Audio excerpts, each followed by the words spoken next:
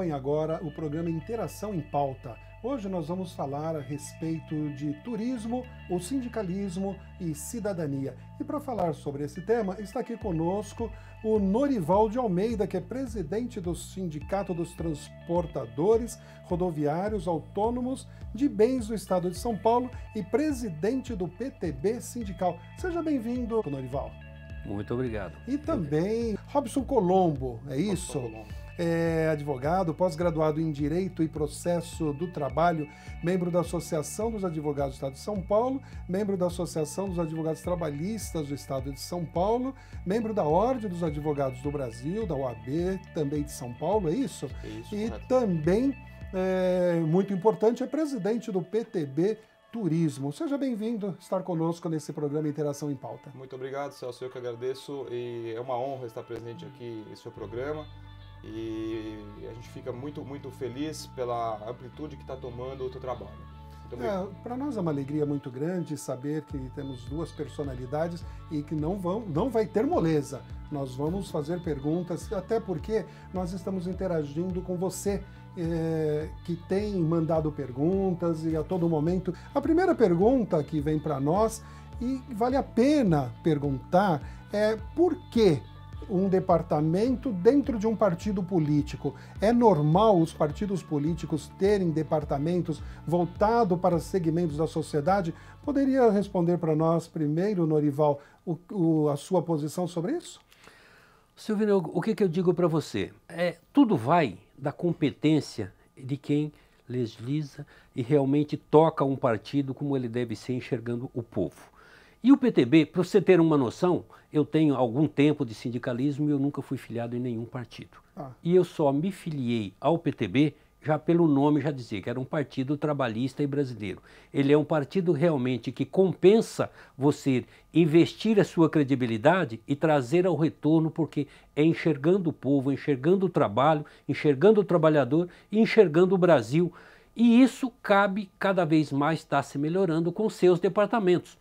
Até porque isso se complementa dentro do partido, com cada um levando aquilo que ele tem de melhor para ele poder fazer ainda melhor o próprio partido, que seria o PTB. Você vê assim também, Robson, o seu departamento é um departamento novo e turismo é muito amplo. Como que você está vendo isso também?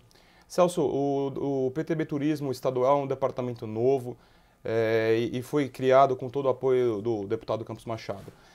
Eu compararia, respondendo a tua pergunta, a questão do departamento no PTB ao departamento de uma empresa. Se a gente toma como exemplo o departamento de uma empresa, nós temos que uma empresa, para ela poder ter uma atuação séria no mercado e ter permanência nesse mercado que ela atua, ela tem que ter uma certa organização interna.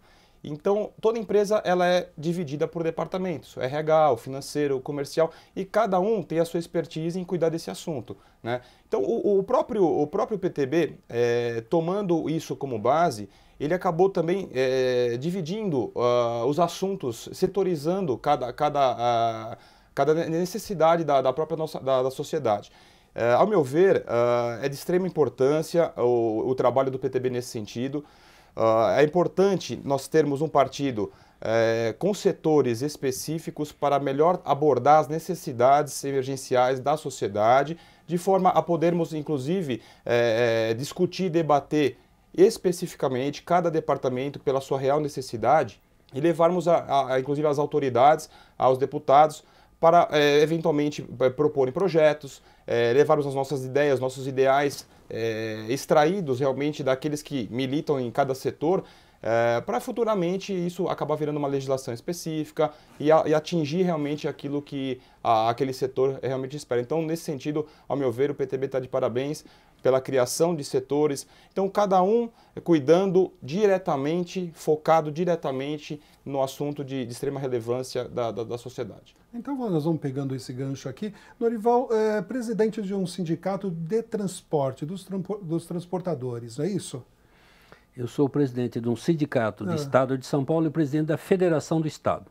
E sendo presidente da Federação do Estado, eu comecei a dividir o Estado até porque voltando um pouco da pergunta anterior, seria um departamento inteiro no estado que eu não dava conta. Tá. Então eu comecei a criar os departamentos, que são outros sindicatos dentro do próprio estado, para poder realmente ajudar mais a população, mais a minha categoria, que seria o transporte rodoviário, dentro do seu estado, no seu todo e até fora Então dele. fala para a gente um pouquinho a respeito de transporte. Transporte rodoviário, a gente sabe que entre os modais, o transporte rodoviário de carga, principalmente, é o que impulsiona a economia. Diz para a gente sobre isso. Como que você tem visto a economia e o impacto no transporte? O transporte rodoviário, em qualquer circunstância, ele está transportando o país. Ou com mais benefício ou com menos benefício. Quando o país está em crise, ele também transporta a crise, porque ele está transportando as dificuldades de todas as indústrias, de todos os produtores e de todos os embarcadores. E é isso que o transporte acontece para o nosso país, porque ele é uma das cadeias, ele é um determinado número dentro do PIB nacional que ele é muito envolvente. E quando nós estamos com o transporte realmente parado, é porque o país realmente parou. Porque hoje, com as dificuldades cada vez mais que os países vai acontecendo, o transporte rodoviário ele vai se tornando o seu estoque regulador itinerário. Dentro do seu percurso de viagem, todas as indústrias eles estão sabendo que o produto dele vai chegar para ele poder produzir e construir recentemente na hora que aquilo chega para ele. Porque já não estão mantendo estoque pelas dificuldades que o país tem. Então o transporte rodoviário ele é dentro do seu todo, e aí a hora que ele leva ao transportar pessoas, então ele já entrou como utilidade pública, e aí nós precisamos de todos eles de qualquer jeito. E há sempre uma necessidade de investimento de recursos, tanto do Estado como da União, para todos os segmentos. O segmento, principalmente um dos segmentos, que é o segmento seu, óbvio, do turismo, nós estamos vendo uma adaptação muito grande, principalmente aqui no estado de São Paulo, o turismo de negócio. Esse é um nicho de mercado que precisa mover a economia, assim como o transporte está movendo. Como que você vê isso? Celso, eu entendo que sim, é um nicho que está num crescente e desde 2017 ele vem num crescente, ele vem, se comparado a 2017, ele já vem numa escala de 10% a nível de crescimento.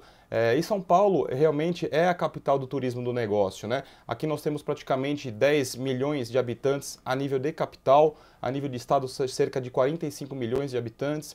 Então, realmente, é um nicho muito forte a ser explorado e, a meu ver, as agências também já perceberam esse nicho importante, estão se adequando à nova realidade e é um nicho exigente, porque a gente trata de turismo de negócios, onde são executivos que comparecem ao nosso estado, ao nosso país e trazem uma nova cultura, exploram as atividades aqui na nossa região e também acabam levando a informação local para fora, trazendo inclusive outros turistas, e é aí onde acaba girando toda essa produtividade local. Você acaba tendo um aumento gradativo da economia, sim, local, por conta da hospedagem, por conta dos aviões, né, do embarque, do desembarque. Então, isso, estatisticamente falando, nós temos já a informação de que as próprias companhias aéreas já afirmam que isso majorou o faturamento, né? Nós temos os aluguéis de veículos, nós temos o aumento, inclusive, no setor de refeições. Então, acaba realmente criando um novo nicho, um nicho super importante para o setor de turismo, em especial aqui do estado de São Paulo, que eu acho que as agências não podem deixar de lado tão importante nicho e se adequarem, inclusive, à exigência que é grande. Então, o turismo e a questão de transporte, ela vai estar caminhando muito junto. Mas nós estamos vendo também alguns impactos. Por exemplo, Norival, nós temos ouvido muito falar da privatização das rodovias. Qual que é o impacto disso na questão dos transportes? Porque o transporte, quando nós falamos, tem o transporte de carga, mas nós também temos os transportes de outros modais, tipo ônibus, coletivos e tudo mais.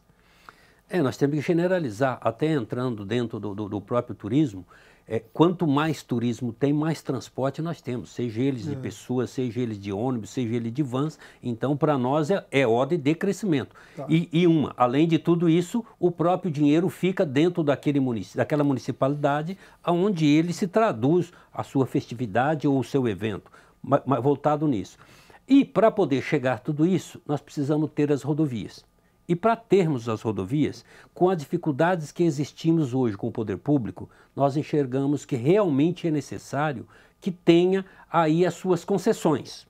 Porque hoje não adianta mais querer deixar para o governo nos administrar, que nós vamos ter sempre péssimas rodovias. E por nós termos, considerando o estado de São Paulo, que temos dentro das melhores rodovias, 18 rodovias são as melhores dentro do estado de São Paulo. E complementando a nível nacional, nós vamos até 21, que seria de todas elas, nós passamos para 21, porque daí nós temos Dutra, que é da União, temos outras que faz parte daquilo ali, que está pegando um pouco do estado paulista, se complementando com as melhores rodovias. Agora, para tudo isso, existe um custo. E esse custo é que cabe às entidades sindicais, que cabe à população, que cabe a todos nós a enxergarmos quem é que está pagando essa conta. Porque hoje, nós vamos falar, para poder ter tudo isso, temos que ter os pedágios. E os pedágios, existe a lei, desde 2001, que é a Lei 10.209, que ela se determina que esse pedágio é pago pelo embarcador. Quando pago pelo embarcador, ele já faz parte da planilha do produto que vai para a mesa ou vai para uso de nós, população, que toda essa conta somos todos nós que pagamos. Então, o que nós precisamos, quando contestarmos ou trabalharmos com um projeto para poder ter menor custo de pedágio ou menor valor com melhores rodovias, nós temos que pensar no todos. E não só o turismo, não só o PTB sindical, não só o transporte rodoviário, mas sim a população geral, para poder saber porque somos nós que pagamos a conta. Geralmente, nós, quando descemos a serra, saímos a lazer, nós enfrentamos mesmo essa dificuldade ao depararmos com um pedágio altíssimo. Qual que é a solução? Você colocou como um todo. Nós temos pedágios caros e muitas vezes nós não temos estradas boas. Quais são as propostas? O que é que vocês têm apresentado para nós termos uma solução? Nós frequentemente vimos reportagens de estradas que não passa um caminhão, não passa um carro pequeno.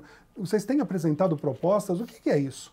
Nós temos feito tudo. E tem muitas estradas dessas já consta como asfaltada, viu? Já consta como asfaltada? Já consta como asfaltada. Se você for olhar a 319, a 363, a 342, que nós vamos falar lá para cima do Nordeste... Então o nosso telespectador que está nos assistindo não precisa se preocupar, que está tudo asfaltado, aquele monte de barro que nós temos visto. Com certeza. Saiu do nosso bolso o pagamento do asfalto. Se elas não está, porque não ficou bom.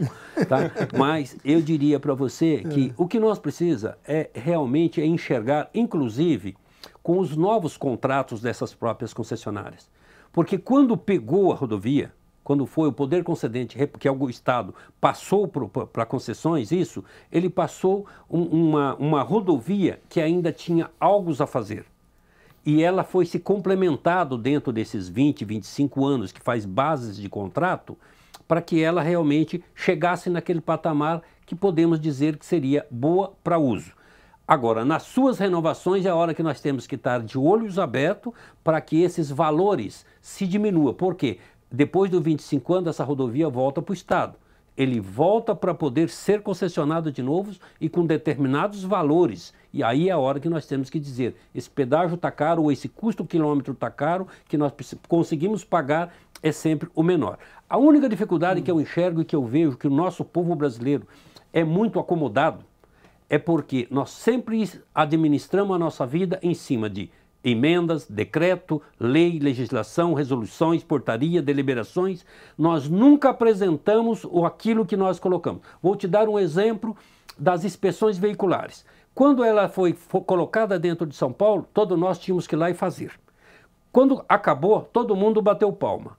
Ela vai voltar de novo por um decreto e por uma necessidade ambiental, e que nenhum de nós apresentamos nenhum projeto dizendo, olha, quando nós pagávamos X era caro, mas nós queremos a inspeção veicular, mas nós só podemos pagar Y. Tá. Se nós fazermos isso, nós vamos ter o benefício para o país e por um preço que nós possamos pagar. O que nós precisamos é enxergar antes e esperar quem não tem conhecimento colocar a caneta e fazer um decreto e falar para nós cumprirmos. Porque muitas vezes nós acostumamos a aceitar as coisas do jeito que nos são dadas. Isso não é bom nem para mim, nem para você. E não é bom também para o setor de turismo, porque o turismo no Brasil, ele é caro. Porque a gente sempre ouve falar, eu vou para os Estados Unidos, eu vou para Miami, Flórida ou qualquer outro país, mas vou sair do país, porque o turismo aqui é muito caro. Muito já se melhorou. Algo ainda precisa ser feito? Celso, eu entendo que sim, porque realmente a gente escuta muito isso, é costumeiro essa postura lá fora. Então, assim, eu prefiro sair do país do que viajar para uma praia do Nordeste, né? Isso a gente escuta muito e com muita frequência.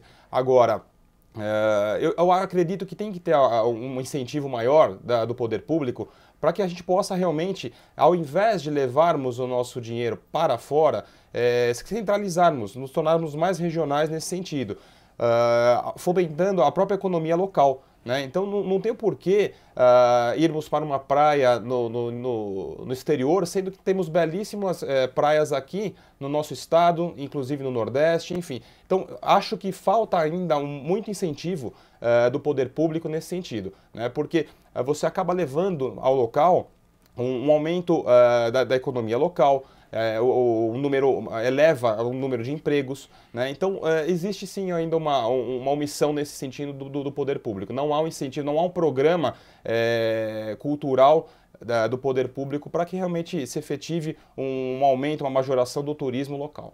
Nós estamos vivendo também um momento da reforma trabalhista. Essa reforma, com certeza, o sindicalismo foi afetado ou não. Nós queremos tocar nesse ponto, a reforma trabalhista. Mas isso nós vamos falar no próximo bloco, porque infelizmente o nosso tempo nesse bloco já se esgotou. E você continue conosco. Se você está gostando desse programa, é só curtir, se inscreva no nosso canal e pode também estar interagindo conosco através do Twitter, @InteraçãoPTB.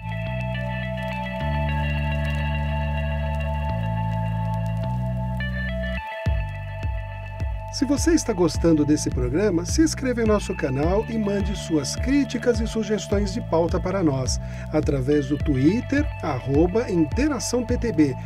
E não deixe de curtir.